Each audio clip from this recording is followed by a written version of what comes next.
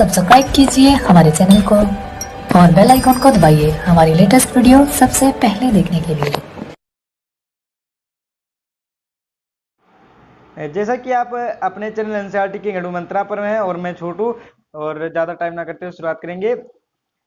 यह आपका अध्याय 7 नैतिक शास्त्र का है और सिविक्स का चैप्टर 7 है, और हम जिसका नाम है लोकतंत्र के परिणाम। और ये पार्ट आपका दूसरा वीडियो है, पार्ट 2 है, और पार्ट 1 का लिंक मैं डिस्क्रिप्शन में दे दूंगा और आप जाकर पा सकते हैं उसे, और उसे आप देखे रहेंगे तो इसे समझने में ज़्यादा दिक्कत नहीं पड़ेगा। लेकिन हम शुरुआत करते हैं ज़्यादा टाइम ना करते हुए,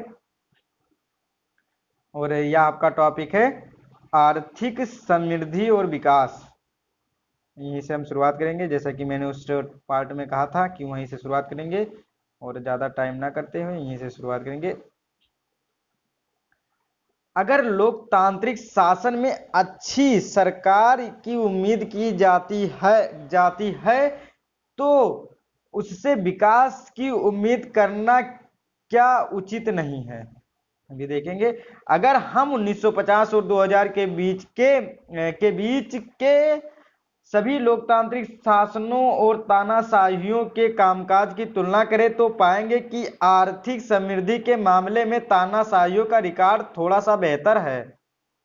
याद रखिए, तानाशाहियों का बेहतर है, क्योंकि लोकतंत्र वाले तो सिर्फ लूटने के लिए आते हैं अधिक से। आप देखेंगे विधायक जनता, और उच्चतर आर्थिक समृद्धि हासिल करने में लोकतांत्रिक शासन की यह अक्षमता हमारे चिंता का कारण है।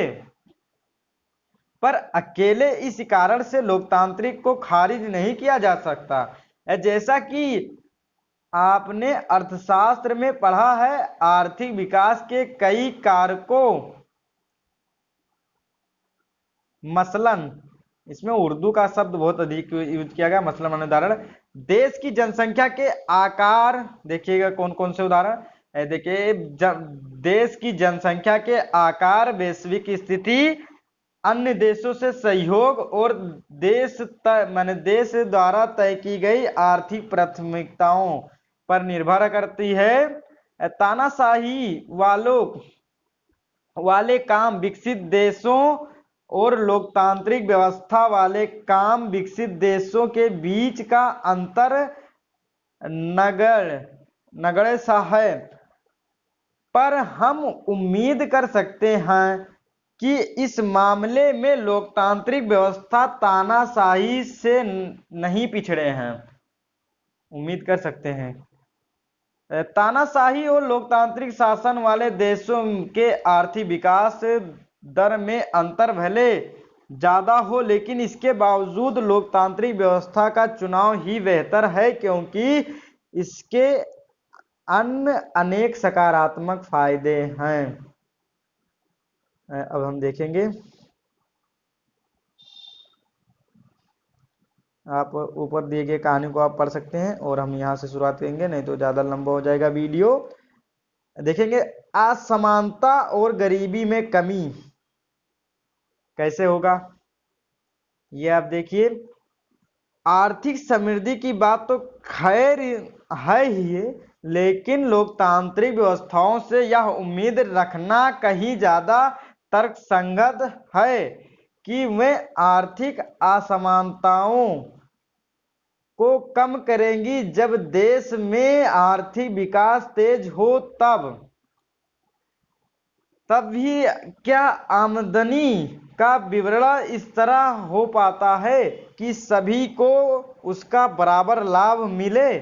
हो सकता है जो लोग बेहतर जीवन गुजार सकें, और सभी लोग बेहतर जीवन गुजार सकें। क्या लोकतांत्रिक व्यवस्था में आर्थिक समृद्धि और लोगों के बीच आर्थिक समानताओं का बढ़ना साथ साथ होता है? नहीं, ऐसा नहीं। गरीब अलग तरह से बढ़ेगा, अमीर अलग तरह से। वैसे देखिए पहले, क्या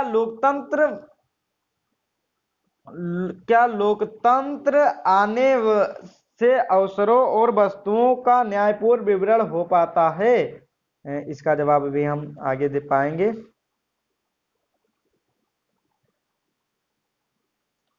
लोकतांत्रिक व्यवस्था राजनीतिक समानता पर आधारित होती है, याद रखियो। प्रतिनिधियों के चुनाव में हर व्यक्ति का वजन बराबर होता है, माने एक आदमी का वोट और सब माने सबका बराबर होता है, चाहे गरीब चाहे अमीर।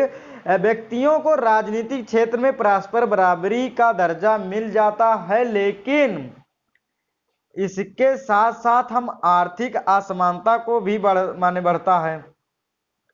मुट्ठी भर धान कुबेर आय और संपत्ति के अपने अनुपात से बहुत ज्यादा हिस्सा पाते हैं। इतना ही नहीं, देश की कुल आय में उनका हिस्सा भी बढ़ता गया। समाज के सबसे निचले हिस्से में लोगों के जीवन बसर करने के लिए काफी कम साधन मिलते हैं। उनकी आमदनी गिरती गई। कई बार उन्हें भोजन, कपड़ा, मकान, शिक्षा और इलाज जैसी बुनियादी जरूरतों पूरी करने में मुश्किल आती है, देखेंगे भी। वास्तविक जीवन में लोकतांत्रिक व्यवस्थाएं आर्थिक समानताओं को कम करने में ज्यादा सफल नहीं हो पाई। अर्थशास्त्र की कक्षा 9 की पुस्तक में हमने आपने भारत की गरीबी के बारे में पढ़ा। हमारे मतदाताओं में गरीबों की संख्या काफी बड़ी है, इसलिए कोई भी पार्टी उनके मतों से हाथ धोना नहीं चाहेगी। फिर भी लोकतांत्रिक ढंग से निर्वाचित सभी माने सरकारें गरीबी के सवाल पर उतना ध्यान देने को तत्पर नहीं है। जान पड़ती है जितने कि आप उनसे उम्मीद करते हैं। कुछ अन्य देशों में हालत इसी से भी ज्यादा खराब है। बांग्लादेश में आधी से ज्यादा आबादी गरीबी में जीवन गुजारती है। अनेक गरीब देशों के लोग अपनी खाद्य आपूर्ति के लिए अब अमीर देशों पर निर्भर हो गए हैं। आप इन्हें अभी देख सकते हैं कि कौन से गरीब देश अमीर देशों पर निर्भर हो गए हैं। ये देखिए, आप कार्टून बनाया गया है कि विश्व के चंद लोगों के हाथों में। और सामाजिक विविधताओं में माने सामंजस्य, देखेंगे क्या क्या सामंजस्य है। क्या लोकतांत्रिक शासन व्यवस्थाएं शांति और सद्भाव का जीवन जीने में नागरिकों के लिए मददगार साबित हैं? अभी देखेंगे। लोकतांत्रिक व्यवस्था से यह उम्मीद करना उचित है कि वह सद्भावपूर्ण सामाजिक जीवन उपलब्ध कराएगी। सद्भावपूर्ण, हमने इससे पहले के अध्यायों में पाया है लोकतांत्रिक व्यवस्थाएं अनेक तरह के सामाजिक विभाजनों को संभालती हैं। हमने पहले अध्याय में देखा कि बेल्जियम ने अपने यहाँ के विभिन्न जातीय समूहों की आकांक्षाओं के बीच सफलतापूर्वक सामंजस्य स्थापित किया है। लोकतांत्रिक व्यवस्थाएं आमतौर पर अपने अंदर प्रतिद्वंदियों को संभालने की प्रक्रिया विकसित कर लेती हैं, माने दिखाने की इससे इन टकरावों के विस्फोटक हिंसक रूप लेने का अंदेशा कम होता है। कोई भी समाज अपने विभिन्न समूहों के बीच टकरावों को पूरा करता है और अस्थायी रूप से खत्म नहीं कर पाता है, पर हम इन अंतरों और विभेदों का आदर करना सीख सकते हैं और इनके बीच बातचीत के सामंजस्य बैठाने का तरीका विकसित कर सकते हैं। इस काम के लिए लोकतंत्र सबसे अच्छा है।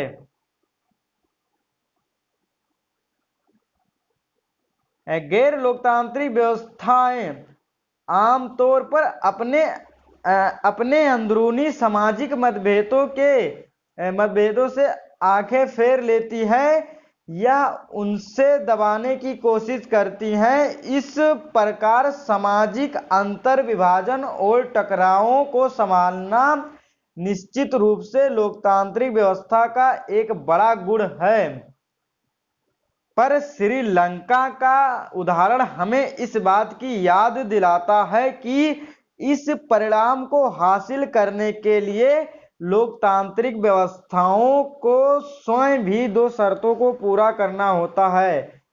याद रखिए श्रीलंका, और उसके देखिए क्या क्या है, दो तरीका क्या आप देखेंगे। पहला आप देखिए, यह गौर करना जरूरी है कि लोकतंत्र का सीधे सीधे अर्थ बहुमत की राय से शासन करना। बहुमत को सदा अल्पमत का ध्यान रखना होता है, उसके साथ काम करने की जरूरत होती है, तभी सरकारें जन सामान्य की इच्छा का प्रतिनिधित्व कर पाती हैं। बहुमत और अल्पमत की राय कोई अस्थायी चीज नहीं होती है। यह भी समझना जरूरी है कि बहुमत के शासन का अर्थ धर्म, नस्ल अथवा भाषाई आधार का बहुसंख्यक समूह का शासन नहीं होता है। बहुमत माने धर्म, नस्ल अथवा भाषाई आधार।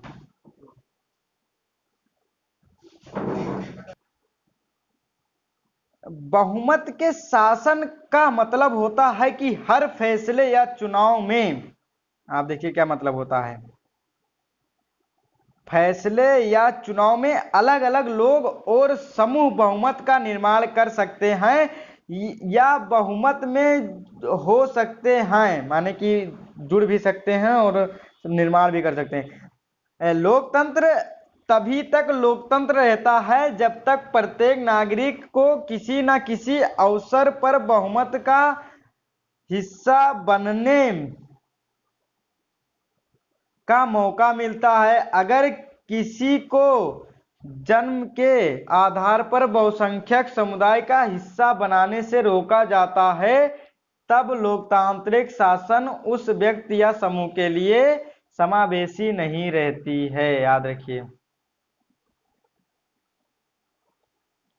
और इसमें एक चित्र दिखाया गया, या तो दोनों हाथ में लेकर लड़ने के तैयार हो या तो हाथ मिला लो आप, यही दिखाया गया। वैसे इसके बारे में ज़्यादा कुछ नहीं बताने की जरूरत है, आप इतना तो समझदार हैं ही। देखिए, नागरिकों की गरिमा और आज़ादी, देखिए क्या है गरिमा और उनकी आज़ादी। व्यक्ति की गरिमा और आज़ादी के मामले में लोकतांत्रिक व्यवस्था किसी भी अन्य शासन प्रणाली से काफी आगे है। प्रत्येक व्यक्ति अपने साथ के लोगों के साथ के लोगों से सम्मान पाना चाहता है। अक्सर टकराव तभी पैदा होते हैं जब कुछ लोगों को लगता है उनके साथ समान व्यवहार नहीं किया गया, और आजादी की चाह की लोकतंत्र का आधार है। आजादी भी होना जरूरी है, याद रखिए, उसका बेस है आजादी। दुनिया भर की लोकतांत्रिक व्यवस्थाएं इसी चीज को मानती हैं। कम से कम सिद्धांत के तौर पर तो जरूर अलग अलग लोकतांत्रिक व्यवस्थाओं में इन बातों पर अलग अलग स्तर का आचरण होता है। देखेंगे आचरण। लोकतांत्रिक सरकारें सदा नागरिकों के अधिकारों का सम्मान नहीं करती हैं, याद रखिएगा। फिर जो समाज लंबे समय तक गुलामी में रहे हैं उनके लिए यह एहसास करना आसान नहीं है। सभी व्यक्ति बराबर हैं, याद रखिए। जो गुलामी में रहे, जैसे भारत बहुत औपनिवेशिक काल से ही रहा, गुलाम करता रहा, लेकिन अब देखेंगे वैसे यहाँ स्त्रियों की गरिमा का ही उदाहरण लें। देखिए गरिमा, दुनिया के अधिकांश समाज पुरुष प्रधान समाज रहे। महिलाओं के लंबे संघर्ष के बाद जब जाकर यह माना जाने लगा कि महिलाओं के साथ गरिमा और समानता का व्यवहार लोकतंत्र की जरूरी है,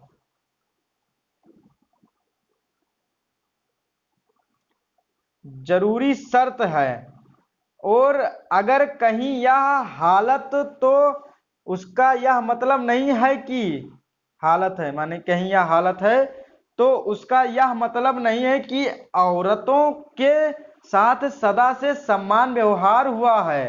बहरहाल एक बार जब सिद्धांत के रूप में इस बात को स्वीकार कर लिया गया, तो अब औरतों के लिए वैधानिक और नैतिक रूप से अपने प्रति गलत मान्यताओं पर व्यवहारों के खिलाफ संघर्ष करना आसान हो गया। आलोकतांत्रिक व्यवस्थाओं में यह बात संभव न थी कि क्योंकि वहां व्यक्तिगत आजादी और गरिमा न तो वैधानिक रूप से मान है, न नैतिक रूप से। यही बात पर जातिगत असमानता पर भी लागू होती है। भारत में लोकतांत्रिक व्यवस्था ने कमजोर और भेदभाव के शिकार हुई है। जातियों के लोग के समान दर्जे और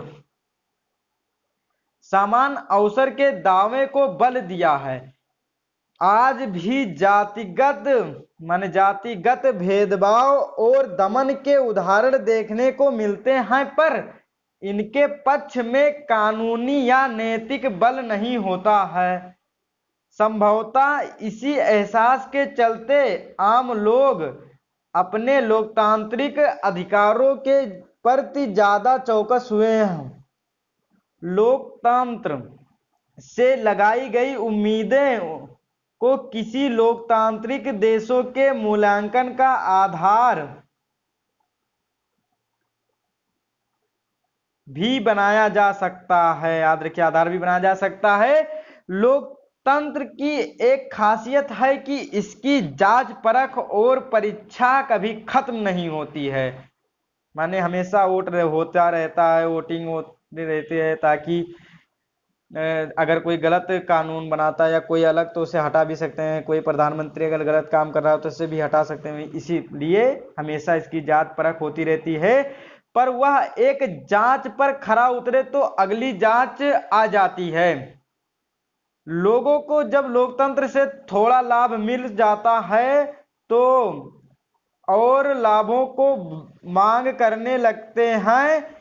वे लोकतंत्र से और अच्छा काम करना चाहते हैं। यही कारण है कि जब उनसे लोकतंत्र के कामकाज के बारे में पूछते हैं तो वे हमेशा लोकतंत्र से जुड़ी अपनी अन्य अपेक्षाओं का पुलिंदा माने पोल खोल देते हैं और शिकायतों पर अंबार लगा देते हैं। माने लंबी लाइन। शिकायतों पर बने रहना भी लोकतंत्र की सफलता की गवाही देता है। इससे पता चलता है कि लोग सचेत हो गए हैं और वे सत्ता में बैठे लोगों के कामकाज का आलोचनात्मक मूल्यांकन करने लगते हैं। लोकतंत्र के कामकाज से लोगों का असंतोष जनता लोकतंत्र की सफलता को बताता ही है।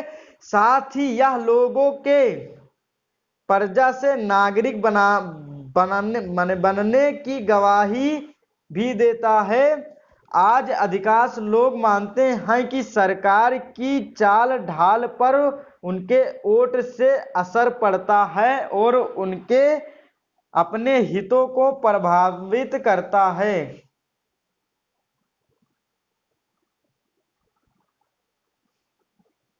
आप देख सकते हैं, जो लोग मानते हैं हमारे वोट का असर पड़ता है। आप देखेंगे कितने लोग मानते हैं। दक्षिण एशिया में आप देखेंगे तो 65 देखेंगे, और बांग्लादेश में 100 में 60 जैसे बताया गया होगा, और भारत में 67, नेपाल में देखेंगे तो 75, पाकिस्तान में देखेंगे तो वही 50, और श्रीलंका में देखेंगे तो 65। और यहाँ पर दिया गया है रोजा पार्क्स की कहानी दिया गया है, जैसा कि आपने सिविक्स में पढ़ा था कि वहां पर एक झगड़ा होता है, बहन जी या मेरे सीट है, माने काले गोरे के ऊपर। आपको पता होगा यहाँ पर अमेरिका में हुआ था। और ज़्यादा टाइम ना करते हुए अब यहीं पर वीडियो को ख़त्म करते हैं। और आपका अभ्यास प्रश्न का बचा है, इसका मैं लिंक डिस्क्रिप्शन में दे दूंगा, मैंने इसका वीडियो बनाकर दे दूंगा आपको। और इसी के साथ आपको धन्यवाद और थैंक फॉर वाचिंग, जिसको इंग्लिश में कहते हैं। वैसे मैं इंग्लिश ज़्यादा नहीं पढ़ता हूँ, हिंदी की हुई, क्योंकि हिंदी मेरा मातृभाषा है और आप सबका भी होगा क्योंकि आप हिंदी में देख रहे हैं। और इसी के साथ धन्यवाद। हाँ, आपको भूल गया था कहने के लिए कि आप लाइक करें, कमेंट करें, सब्सक्राइब करने। और मुझे इस समय सब्सक्राइब की ज़रूरत है, अधिक से अधिक आप सब्सक्राइब करें, अपने दोस्तों से भी करवाएं, ताकि मुझसे, अगर आपके एक सब्सक्राइब से मेरे एक परिवार बढ़ती है। और आपको इसी के साथ दोबारा धन्यवाद करते हैं।